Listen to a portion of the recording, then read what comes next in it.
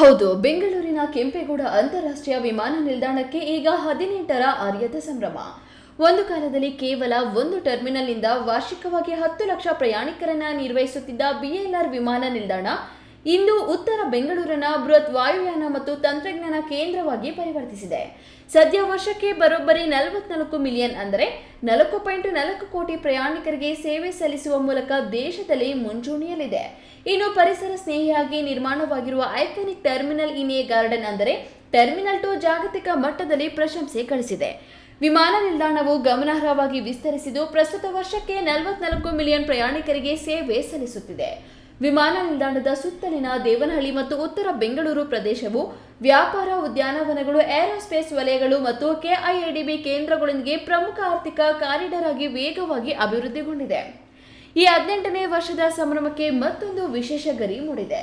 BLR ಮತ್ತು India post ಜಂಟಿಯಾಗಿ ವಿಶೇಷ ಅಂಚೆ ಲಕೋಟೆ ಹಾಗೂ ಭಾವಚಿತ್ರ ಅಂಚೆ ಕಾರ್ಡ್ಗಳನ್ನು ಬಿಡುಗಡೆ ಮಾಡಿವೆ.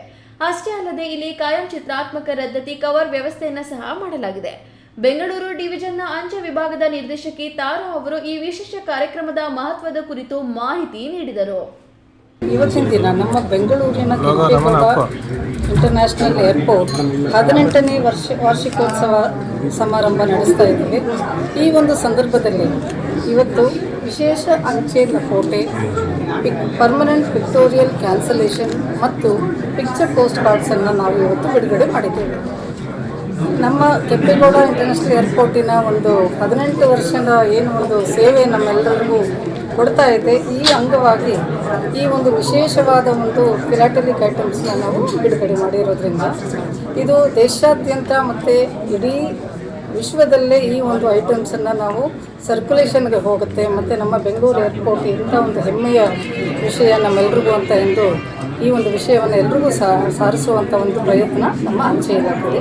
ಈ ಹೆಮ್ಮೆಯ ಕಾರ್ಯಕ್ರಮದಲ್ಲಿ ಲಿಮ್ಕಾ ದಾಖಲೆ ಪುರಸ್ಕೃತರಾದ ದಿನೇಶ್ ಜೋಸೆಫ್ ಸೇರಿದಂತೆ ಬೆಂಗಳೂರು ಅಂತಾರಾಷ್ಟ್ರೀಯ ವಿಮಾನ ನಿಲ್ದಾಣದ ಹಲವು ಪ್ರಮುಖರು, ಹಿರಿಯ ಅಧಿಕಾರಿಗಳು ಉಪಸ್ಥಿತರಿದ್ದರು.